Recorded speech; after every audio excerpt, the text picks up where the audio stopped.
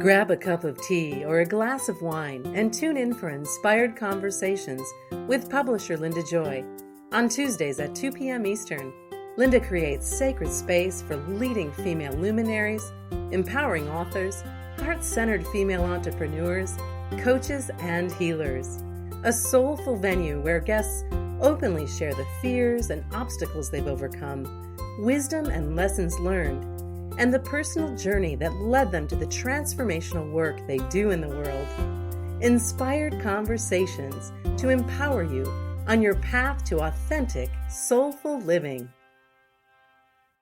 Welcome to Inspired Conversations. I am so excited that you joined us today. I'm your host, Linda Joy, publisher of Aspire Magazine and Mindset Mojo Mentor. And you know, if you've been following the show for the 6 years or Aspire Magazine for 15 years, you know I am so passionate about bringing you conversations and content that inspire you as a woman to live your best lives. And one of those layers of being a woman, in many cases, not all, is being a mom. And when I saw the work today's guest was doing in the world, I'm like, oh, I have got to have her on the show. So joining me today is Hunter Clarke-Fields, a mindful mama mentor. And I don't know about you, but I truly believe, as Hunter believes, that when children experience a parent reacting with kindness and patience, they'll learn to act with kindness as well, thereby altering generational patterns for a kinder, more compassionate future. Hunter is the creator of the Mindful Parenting course, host of the Mindful Mama podcast, and the widely followed author of Raising Good Humans, a mindful guide to breaking the cycle of reactive parenting, as well as the book Raising Kind, Confident Kids. She helps parents bring more calm and peace into their daily lives and has over 20 years of experience in meditation practices and has taught mindfulness to thousands worldwide. Welcome, Hunter. Thank you for having me, Linda. That's such a pleasure. Well, I have to say, even, when I first saw the names of your books, I'm like, oh, it just resonated with me. I believe women, and I've said this for a couple decades, we're the nurturers of the next generation, right? And we have to heal our wounds and in order to raise the children that we want to be the light and the difference in the world. I always love to ask my guests, what led you in your own personal journey to the work that you're doing in the world? Well, both of them come from a struggle. They both come, or both things. When I think of the two things I'm thinking of are mindfulness, my journey towards mindfulness, and then my journey towards putting that together with skillful communication and mindful parenting. And for me, discovering mindfulness was like, it was like the medicine I needed. I was just a highly sensitive person. I was a highly sensitive child. I really, kind of like my dad, I had this artistic temperament. I'd be really up sometimes, but pretty regularly I would fall into these like pits of despair. And that was just my life, And so when I was a teenager, that's when I just seeking relief. That's when I started to read and study about mindfulness. And and that brought a lot of relief, and it really brought a lot of understanding and all of that. But, unsurprisingly, 10 years later, when I was able to actually sit down and do my own meditation practice after doing a yoga teacher training, and then when I actually sat and did the work and did my meditation practice, that was the life changer. Lo and behold, it works a lot better if you actually do it. Yeah. And so, for me, it was interesting because with this meditation practice, I sat down for 10 minutes a day, 6 days a week. And after a couple months, 2 or 3 months, I was like, oh gosh, I'm just sitting here thinking the whole time, like, this is not working. I just suck at this. All the thoughts that we all think if we've attempted a meditation practice. But then I looked back at my life in general, not just what was happening when I was sitting there. And in my life in general, I realized that I hadn't fallen into any of those pits that I had fallen into for 27 years of my life until that point. And it was a huge, huge game changer, huge. It allowed me to do so much more. This equanimity that I hadn't had before, this level of equanimity that I hadn't had before, really was a game changer for me. So that was how, my journey into mindfulness and my passion for it began. So was that before children? Like that moment of awareness for you, was it before children? Yes, it was 2 years before I had my first daughter, and I remember uh, sitting in a sangha, a group of practitioners practicing meditation um, in the tradition of Thich Nhat Hanh, and we were all sitting in this circle. And I remember having my big old pregnant belly, and I had been practicing maybe for about a year and a half, 2 years regularly, and it was such a huge change for me, and I just felt so much better.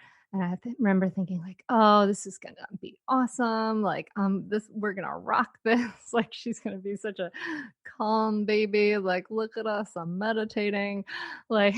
And yeah, and then when the reality hit, it was like, "Oh, whoa, this is not quite what I expected." So Mama got she got a robust, fiery child. Yeah, my daughter was a lot like me, like a highly sensitive baby. She was really an intense baby.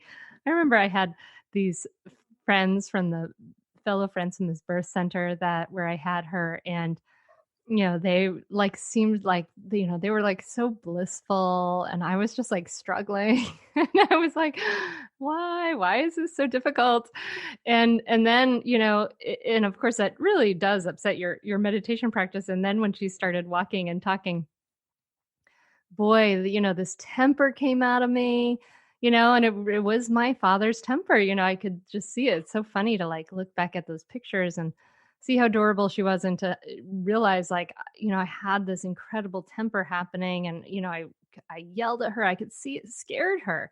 And, it just left me in this like puddle of tears, just this guilt. And, this is the exact opposite of what I wanted, exactly the opposite. And so I was just so frustrated.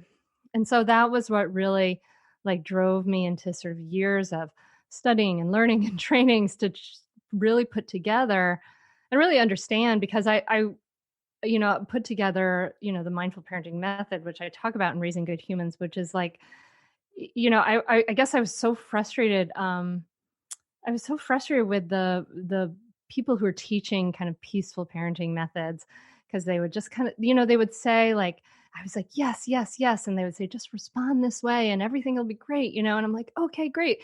And then I couldn't do it when I was triggered, and later I learned about the biology behind that. But then, I really realized that, there had to be like these two things needed to really come together. Like I had to deepen my mindfulness practice and really bring it more into my life, to and really start to practice a lot more self-compassion to calm my reactivity. But then I needed to work on skillful communication, and those things needed to come together. Like they needed to talk to each other in the world, and that's what I contribute to this conversation. So your own personal journey led you to writing the book Raising Good Humans, and the podcast and everything else that you're doing. If there's a mom listening right now who finds herself more reacting than responding, especially in these times, right? Everyone's just overwhelmed. Mm-hmm. Is there something you would share with her of a first step she could take on her journey? Of course, other than grabbing your book, Raising Good Humans, the Mindful Guide to Breaking the Cycle of Reactive Parenting, like what is your intuition? What would your intuition guide her? I mean, I guess what I would want to say to that mom who's struggling with her reactivity is that the first thing I would want her to understand that it's not her fault. So we're really blameful of ourselves. We really are hard on ourselves. And the truth is that there are, I guarantee zero listeners have woken up in the morning and said, I think I'm going to lose it at my child at like 3:00 today. Like no one does that. That doesn't happen. Our reactivity is because of our biology, right? Like how we evolved as a species to continue to survive and propagate. It's because of our nervous system. It's because of our fight, flight, or freeze response. It's not your fault. You didn't choose it. Like, you never chose to lose it at your child. So I think that one thing that's really helpful is to just understand your biology, understand your nervous system, and then start to take those steps, to calm your reactivity. Because really, it's really wonderful to learn like great different responses to your child that are different from what your parents might have said.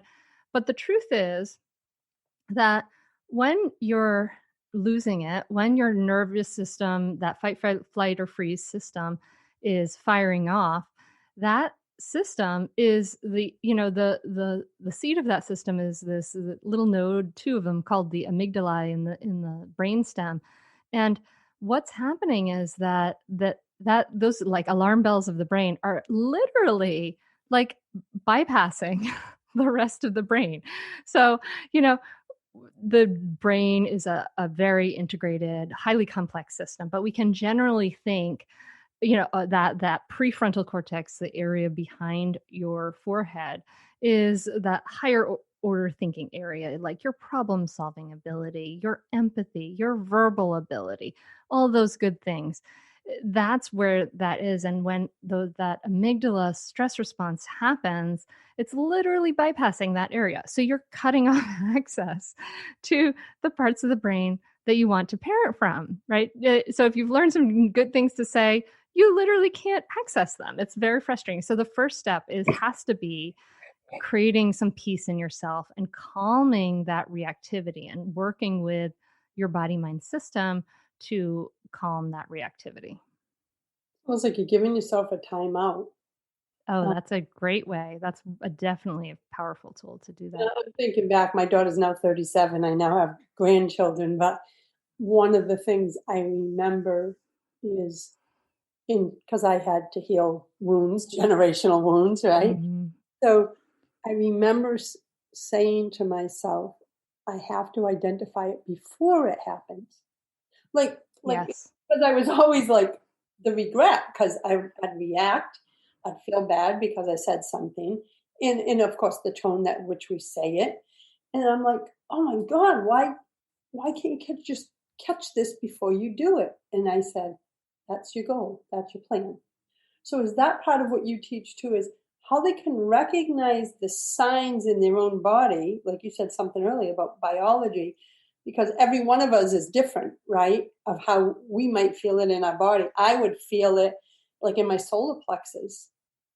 And then I would know, I learned to go, oh, walk away. Go because this is your shit, not hers. Mm-hmm. So is that part of what you teach too, is helping them recognize it in themselves? Absolutely. In mindful parenting, we have a thing called the stop yelling formula, and we learn to identify those, like what are those triggers, and we want to, as we start, like, so let me just back up a second here, right? So we want to lower our reactivity, right? We want to do it in the moment when it's like things are starting to heat up, but we also need to kind of build that muscle overall. Because, it's kind of like those difficult moments with our kids are kind of like the big game, right? And you're not going to send like your kid into the Little League World Series without ever having sent them to a practice to learn some skills, get some muscle memory and things like that, right? And so when we expect ourselves to go into a difficult situation and we expect to just choose to have a different response, it's crazy. And it's you're setting yourself up for failure because we haven't practiced that at all. So we want to build a muscle of non-reactivity. And that's why what I teach is we start with a steady habit of a mindfulness practice, and mindfulness meditation, research proven to do a lot of different things like lower depression and anxiety and help you sleep better, all these things. But importantly for parents, it really helps us with impulse control and lowering our reactivity. And, we're not really totally sure how that it does that.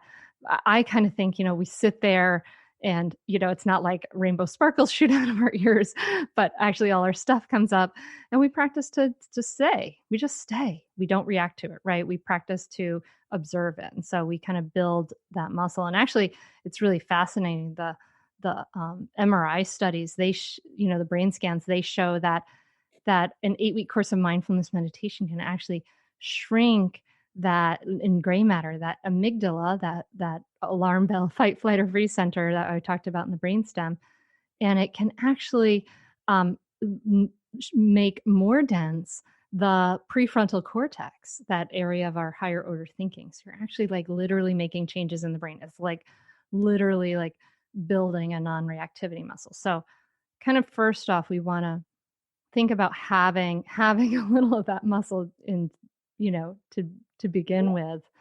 To like begin there. And one of the things is when we come back from our first break, I want to talk about what you just said, because I hear the words all the time, as I'm sure listeners do: mindfulness practice, meditation practice, but that means something different to every one of us. Because I used to be like, meditation, I can't meditate, I can't sit still and do this, until I realized I had to find my definition. So when we come back, I'd love to know what that means to you, and how someone that is like, how someone can begin the practice and not find it intimidating, as I did many years ago. So we'll be back in a moment. I'm with Hunter Clarke-Fields of mindfulmamamentor.com. We'll be back in a moment. See you in a moment. A conscious lifestyle for a mindful life. OMTimes Radio. IOM FM. Inspiration for a woman's soul. Aspire Magazine, inspiring and supporting women on the path of self-discovery. Claim your free digital subscription today, which includes access to thousands of dollars of personal development bonus gifts from Team Inspiration partners. Claim your Aspire Magazine subscription today at subscribetoaspire.com. Hey America, we need to have a little talk. We've got more food than we know what to do with in this country, yet 17 million kids in America are struggling with hunger. Makes no sense. Luckily, the Feeding America nationwide network of food banks has volunteers gathering excess food and getting it to hungry kids. They're kind of like food angels. Hey, become a food angel yourself by supporting Feeding America in your local food bank at feedingamerica.org. We can't do it without your help.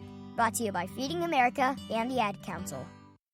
Are you trying to get from point A to point B and need a little advice? Connect with the counselors at OMTimes Advisors. Whether you're looking for a life coach or a spiritual intuitive, the advisors participating at advisors.omtimes.com were carefully chosen based on their gifts, skills, and professionalism. OMTimes Advisors, connecting you with the best advisors in the business. Hi everyone, this is Shay Parker, the host of Best of the Best, which airs live right here on IOM Radio every Tuesday night at 8 p.m. Eastern and 5 p.m. Pacific.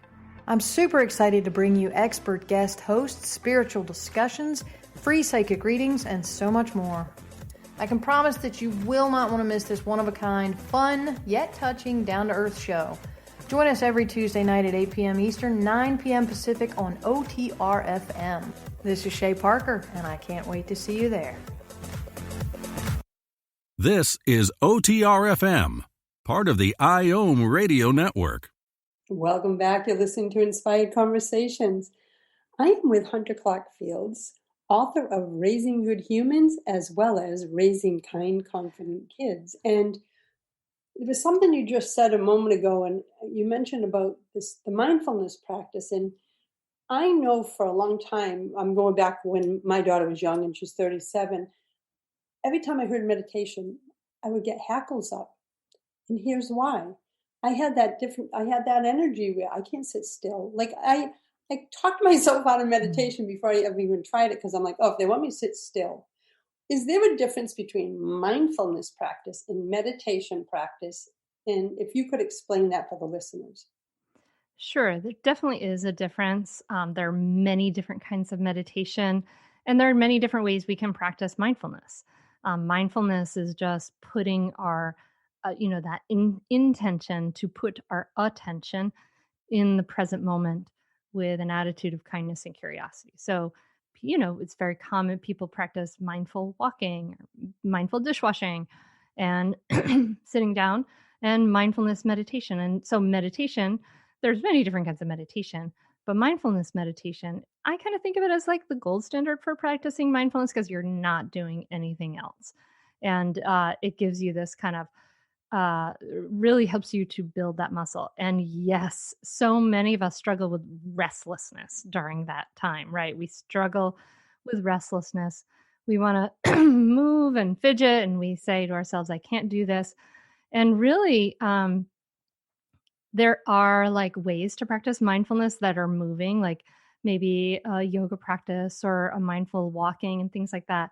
But I really actually encourage people to kind of question their own story they're telling themselves about their restlessness, because we can sit. We can start for like small amounts, like 3 minutes and 5 minutes with a guided meditation. And as we can sit through that experience of what does that feeling of restlessness feel like, and stay and not react to it, that's exactly what we're building, right? Is that muscle of non-reactivity, so that in other situations, like when you're with your child and you have an impulse to act because your stress response is activated, right? And you need to, take action to alleviate this feeling of having a threat there, then you already have the feeling of holding on and not reacting when you have those strong sensations in the body. Does that make sense, Linda? Oh, completely. Yeah. And that was me, how you described it back then. Just the thought of I realize it now, the thought of being alone with myself, it was where the uncomfortableness is. And so for a mom or a woman that's just starting the journey, how do you find mindfulness helps the parents? Because it sounds like it's not just for moms, right? Oh, it yeah. could be for both parents. So for sure. How have you found, not only in your own life, but in the people that you serve, what is some of the feedback you've got of the difference in their lives? Well, it's interesting because in mindful parenting, we have mostly women. And so they start practicing, and the change is so bit by bit and gradual. Like as you build this muscle, right? You don't suddenly have like big biceps popping out of your arms when you suddenly lift weights, right? It's a gradual change. And the change is so gradual that they don't sometimes realize it themselves, but their partner or their husband will notice and say, oh, you're so much calmer than you were. Like, it's really fascinating to kind of see that happen. So it really helps us build this overall muscle of non-reactivity, calming that reactivity. It's really helping us to steady our heart, steady our mind, steady the nervous system. And another beautiful aspect of mindfulness meditation is that really increases our awareness, our sense of clear seeing. So then when we're in situations like we described in those, maybe a challenging situation, and like you talked about very wisely, I have to recognize this earlier. When we build that muscle of clear seeing, of just greater awareness, we start to recognize it earlier down in that timeline. And we can start to use tools that we may even practice in meditation, like naming things, use them out loud. Oh, I'm starting to feel frustrated right now. As we say those things out loud, it's like so powerful, because it first of all, it offers us some relief.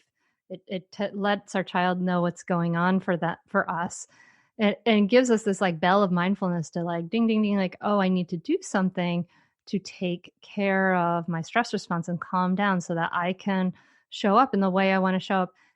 And not only all of that, it also teaches our child emotional intelligence, right? They're learning, as we say these things, name a feeling out loud.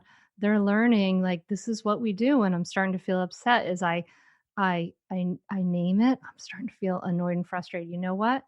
Maybe then we identify for ourselves, then, I need a break. I need to, like you mentioned. And there are a whole number of tools that I talk about that we can, that can, go through the mind and through the body to help calm that stress response. But it's that greater awareness in general is a huge, huge strength. It helps us to see what's really going on with our child, to see what are their needs in this moment, what are my needs in this moment.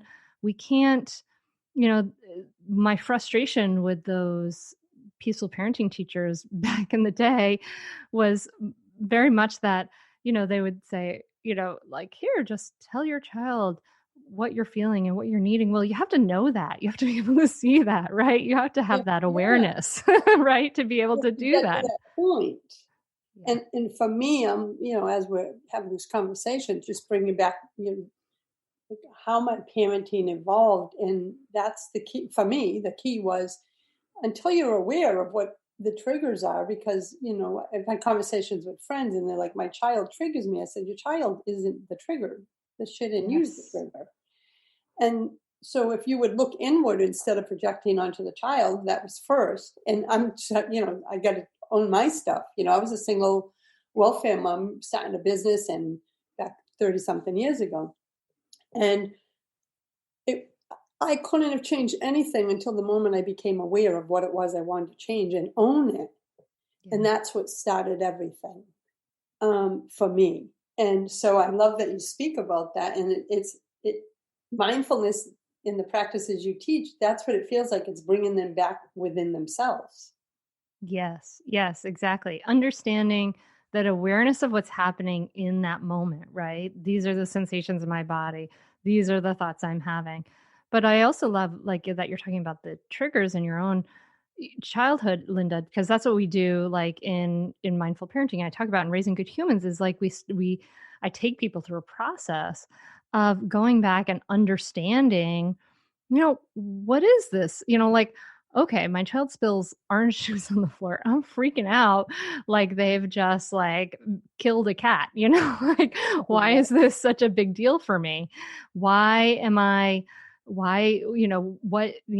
a big, identifier that there's your own baggage there, right? And so I take people through a process of working to identify what are the good seeds from our childhood, and what are the inadvertent lessons that are coming up in ways that are triggering for me, right? So we can start to bring that awareness also into our own history, into the suffering that we may have had as a child, or even our parents' suffering that they may have had, and start to use that to heal that.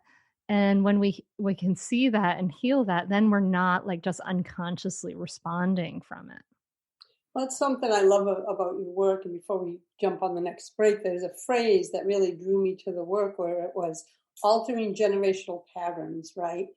Because we just pick up unconscious beliefs and patterns from our own childhood. And like you said, even further back.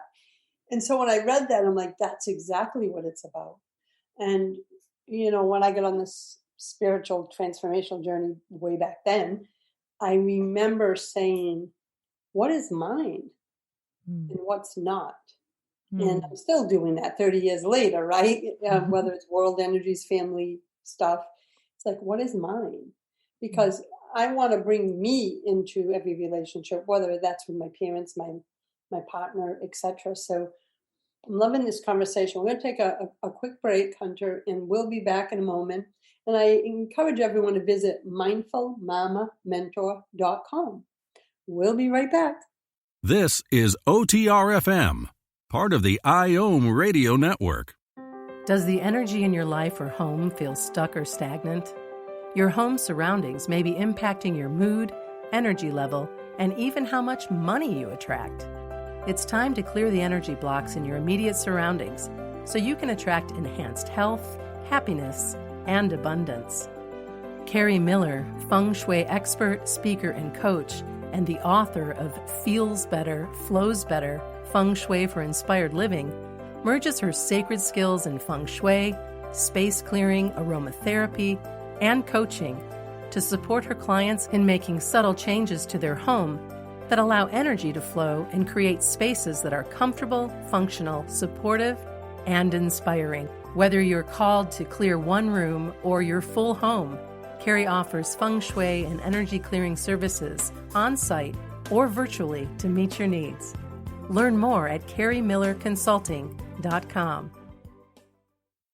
OMTimes Magazine is one of the leading online content providers of positivity, wellness, and personal empowerment. A philanthropic organization, their net proceeds are funneled to support worldwide charity initiatives via Humanity Healing International. Through their commitment to creating community and providing conscious content, they aspire to uplift humanity on a global scale. OMTimes, co-creating a more conscious lifestyle. Do you have time to read that inspiring book or that blog post you've been meaning to get to? In your busy world, how do you improve yourself and keep your life going? I'm Lisa Kay, and my Between Heaven and Earth radio show can transform your life just by listening. Be uplifted with inspiring topics, positive stories, and ideas that really work. Between Heaven and Earth radio is conscious living for your soul, every Wednesday at 4 p.m. Eastern Time. Me, a cat, moving in with a new human. It took a little getting used to. She has these weird games she likes to play, like this giant feather. She sticks it in my face. I swat it away. She sticks it in my face. I swat it away. It's almost like she thinks I enjoy it. But seeing how much fun she gets out of it, well, I guess it makes it all worth it. Humans. A person is the best thing to happen to a shelter pet. Be that person. Adopt. Brought to you by the Ad Council and the ShelterPetProject.org. This is OTR FM, part of the IOM Radio Network. Welcome back. You're listening to Inspired Conversations. I'm your host, Linda Joy, and today I'm with Hunter Clarke-Fields, author of Raising Good Humans. So it sounds like as you began this journey and got into it almost as, I want to say, a career, a path, like your passion, everything just kept unfolding, and all the layers is what led you to teaching others. Mm-hmm. Yes, absolutely. Yeah. I mean, I just felt like the book was Raising Good Humans, the first step, or was you already teaching the classes, the mindful parenting course? First, the mindful parenting came first because I just realized, it's actually funny because it was doing some work in a book that helped me to put it together. I was answering that wonderful question, and I love it, which is if money were no object, if that didn't matter at all, what would you create? And I was like, oh, I would create this. I want to bring together mindfulness with skillful communication, because no one's bringing these together. They need to talk to each other. So I did create the course first. So it's been really an honor to be working with. I've worked with, over 400 families now, and I'm teaching now a mindful parenting teacher training to help to certify people to teach that course in their own local communities. So I'm just feel really, in alignment that this impact is so satisfying to me. Before I did this work, a lot of the same energy that I had of frustration and exploration and, came out in my artwork and my painting. And I was working as a painter. I had some, work and group shows in New York, and I had a catalog and all that stuff happened. And I loved that. It was such an important part of my process, and I got great feedback. But for me to be able to share this healing, this good medicine directly with people is so hugely fulfilling. It's amazing. Well, I think it's more needed now more than ever, right? Because the stress level on parents, which of course, if they're not mindful, is causing even more reactions. As we know, family life can be a little challenging right now with everybody home. So I said, I got to get Hunter on the show because I love bringing them strategies and tips and resources. And on the flip side, I also love when a woman shares her journey, because I found out that every woman that I know who is making a difference in the world, it came from her own personal journey. 99% of my guests, it wasn't like they woke up one day and said, this is what I'm going to do for a living. It was, no, their own mess became their message, became their passion, and now they're helping others. And that's what I feel like that's the energy I get from your work. Yeah, absolutely. It's amazing. It's funny because, yeah, like I was good at being good at things before this, like I was like good at being the good student and I could get, the grades and do all those things. And it was really this thing that I was like flat out failing at from my point of view. Like I was terrible at it.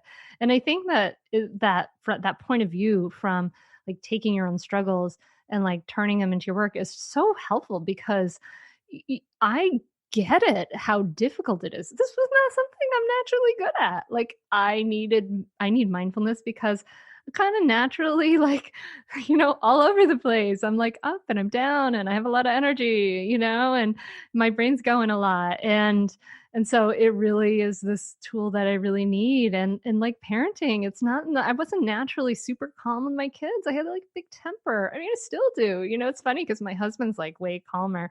And I know that temper's there. I work with it, right? And so I get it. Like I get how hard it is to like start to change these, but we can, and that's like really the good news. Oh, that's the great news. And one of the things too, I remember talking to someone in my community. I own Inspire Living University also. It's an online curriculum and community for women.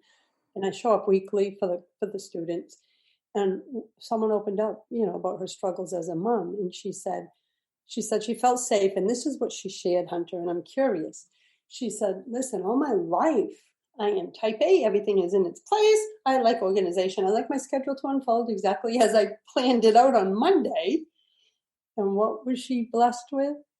A creative spirit, floaty child who would not be contained. And she's like, I looked at her as an alien child. Like, whose child is this? And what is she dropping into my world?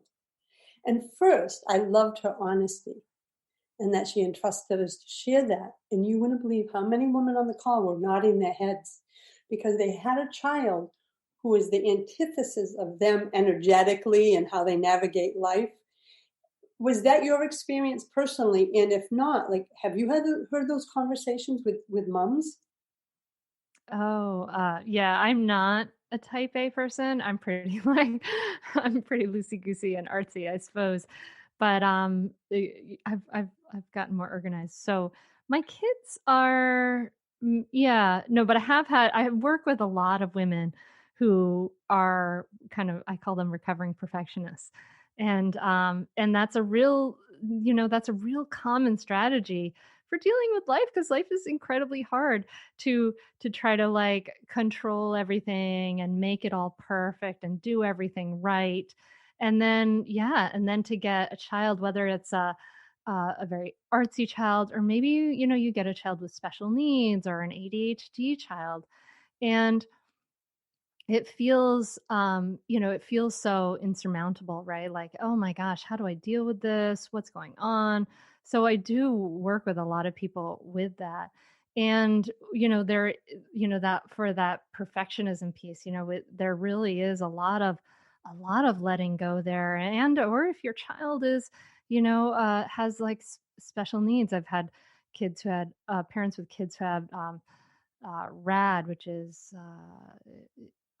it's like I'm forgetting the R and the A, but the disorder, and they're incredibly challenging kids. And what we always come back to, always come back to, is that all our zone of control, to use the word lightly, I suppose, is ourselves. Yeah. And that we can only, we bring an energy, we bring a grounding. Our kids can regulate, especially little kids, regulate their emotions through us. So to the to really start to take that U-turn of attention and point that attention back to ourselves and say, what am I bringing to this really challenging situation? And when we know that, when we have really challenging situations, we need more challenging situations required more resources, right? And so we have to give ourselves more, not give ourselves less, right? And that what culturally, what tends to happen when we are in a situation like that, where a child's really different from us, or a child requires a lot of needs, and we have all that training to be perfect and achieve, is that a lot of women put themselves into this martyrdom thing, like, oh, I'm a good parent if I don't get any sleep, I don't take a shower, and I'm always with my child, and I'm pouring everything into them. And that's a misguided perception, because it leaves you drained and unable to really give to your child. And so we have to provide ourselves with more resources. We have to provide ourselves with support, learning, time away from our child. And so we have to, sometimes we have to be really creative to figure out how to bring more resources to that situation. But that's absolutely what's needed, as well as a lot of questioning and rethinking what your storytelling mind is telling you, because our mind tells us a whole bunch of stories about who we are, who we were, and what we can do and what we can't do, and most of those are BS. They're just stories. And so we have to work with those limiting stories and beliefs that the mind is telling us, so that we can then give ourselves those resources. It's beautiful guidance, Hunter. And we're going to go to our final break. And when we come back, I had read about your mindful parenting method, and I love that there's an acronym that walks everyone called CLEAR. When we come back, if I'd love for you to share that, because I found them so simple as I read them, but oh shoot, when they're together, that's powerful. And we'll be back in a moment with Hunter Clarke-Fields of mindfulmamamentor.com. We'll be right back. A conscious lifestyle for a mindful life. OMTimes Radio. IOM FM. Experience a homecoming to your heart. In the foreword of Dr. Deborah Riebel's new book, Being Love, How Loving Yourself Creates Ripples of Transformation in Your Relationships and the World, Marcy Shimoff shares, the answer to our inner longing isn't finding love, it's being love. The practices that Dr. Deborah presents in Being Love are keys to opening your heart and receiving your divine birthright as a physical manifestation of love. Her techniques, developed over years of successful private practice with her clients and from her extensive training in multiple disciplines, are accessible, compassionate, and effective. Her message is powerful, and if you allow it, will change your whole life. Order your copy of Being Love today at beinglovebook.com and receive over 45 transformational gifts. Being Love is brought to you by Inspired Living Publishing. OMTimes Magazine is one of the leading online content providers of positivity, wellness, and personal empowerment. A philanthropic organization, their net proceeds are funneled to support worldwide charity initiatives via Humanity Healing International. Through their commitment to creating community and providing conscious content, they aspire to uplift humanity on a global scale. OMTimes, co-creating a more conscious lifestyle. Circle of Hearts Radio is a sanctuary on the airwaves. Join me, Grandmother Elia, in the circle on Sunday, 2 p.m. Eastern, as I share information to both enlighten and nourish your soul.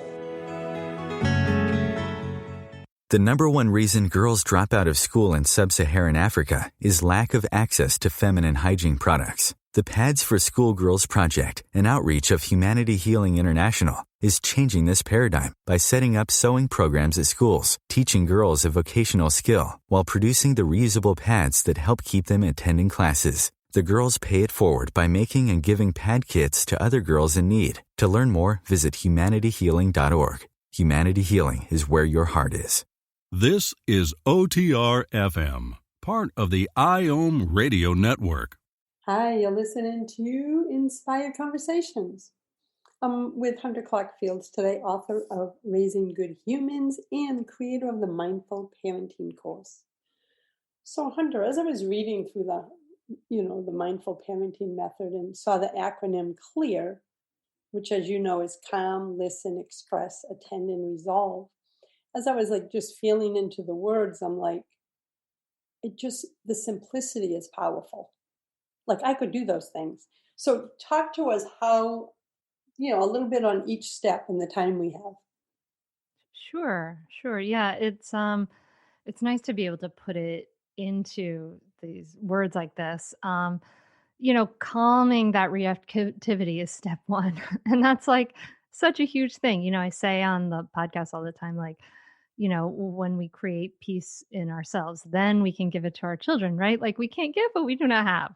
We cannot. So, you know, step one is calming your reactivity. And so that includes three things in my mind. And the first is habits that steady the heart, the mind, and the nervous system, right? That mindfulness meditation we talked about. B, understanding your triggers. C, self-compassion and caring for difficulties, right? So there's a whole bunch of work in that step one of calming our reactivity. We have to, I think we have to understand that our default is is like anxious and reactive, and like just perpetuating generational patterns. Like that's the default of the human being because we have the nervous system and a negativity bias, right? That's just how we evolve. So it takes some work, takes all those steps I just mentioned in that calm step to be able to show up in the way we want to show up. And mhm. and then I guess I'll just speak a little bit more to, we talked about understanding triggers, but the third piece, self-compassion and caring for difficulties. So when we're hard on ourselves, it just, that when that inner voice is so mean, like that inner voice is just, it's going to come out sometime. Parents tend to think, oh, I can love my child, but I don't have to love myself. And that's not, not a viable option, really. It's, when we start to give kindness and accept ourselves and offer ourselves compassion, it actually leaves us, and this is proven by research, actually leaves us better able to make changes and do difficult things, move out of our comfort zone, right? And grow and learn, which is so, so important. So like being hard on yourself is not working. It's not helpful. And then caring for difficulties, like most of us weren't taught how to take care of our difficult feelings. Like almost every problem in the world stems from that, right? Like someone who doesn't know how to take care of their difficult feelings, like, addiction, all of these challenges go back to that. And so to teach that to our kids, we have to be able to do it for ourselves, right? So all of that, it's a big, big, big step one in calm, right? Calming our reactivity. And then step two is listen. Communication, we tend to think of talking, right? Like we're always wanting to talk. And we really have to listen. Like when we're with our children, listen to what's happening, what's not happening, what needs are there. And when we listen, we really create connection, which is that the thing that drives your kids' cooperation is your connection, your loving connection to them. And then 3 is expressing yourself honestly and effectively. Most of our knee-jerk communications with our kids, I know mine is like when I'm in a really frustrating moment, are like threats, right? Like we tend to use orders and threats. And you can even see that, benignly, like with like a 2-year-old's life is like, put on your shoes, brush your teeth, come here, get down from the chair, get up in the chair, right? Like all these orders, right? So in mindful parenting, I talk about how to express yourself honestly and effectively. So there's, where our kids don't resist us so much. And then step 4 is, or the fourth one is attend in this clear method. So attend is just being present, right? Like Dr. Dan Siegel, the researcher and psychologist, he talks about how the best predictor of a child's well-being is the best predictor of a child's well-being is your self-awareness, right? Like, and it's really true that being present, your ability to be present is it's at the heart of love, right? How can we love if we are not there? So we have to be present, attend. And then the R in clear in the mindful parenting method is resolve. And so, in the old school ways of doing things, the parent usually pushed down their solution onto the child, and then the child who is, it kind of just breeds resentment after a long time when you always, that's always the method of problem solving, is that the parent is always pushing down the solution. But actually, we can learn a new method, and we can learn to solve problems based on what needs. So, what are you needing? What am I needing? How can we both meet those needs? And it's so powerful because not only do you not build the resentment that the old school methods build, but you teach your child, like when they get to like the workplace, when they get to their dorm room, when they get to their own families, like how to solve problems based on everybody meeting everybody's needs rather than I'm stronger, so it's my way, right? And we could see that what's in the micro levels and the macro level, and imagine if we were all families were doing this, right? If all families were trying to solve problems and make sure everybody's needs were met and solve problems that way, what a difference that would be overall. I mean, it really is like a revolution, I think. Oh, it is. And I love that you just shared the clear mindful parenting method. So calm, listen, express, attend, and resolve. And we have, in about the 5 minutes we have left, if there's a parent who says, oh yes, I need this, I need to start a mindfulness practice, what are some tips to get her started? Well, there's so many ways to start. There's all these wonderful apps. I've got some free meditations on my website, all kinds of places. I'm sure you may have some. And so there's so many resources out there. So you can kind of shop around and see what works for you. But I guess my tip would be to don't go it alone.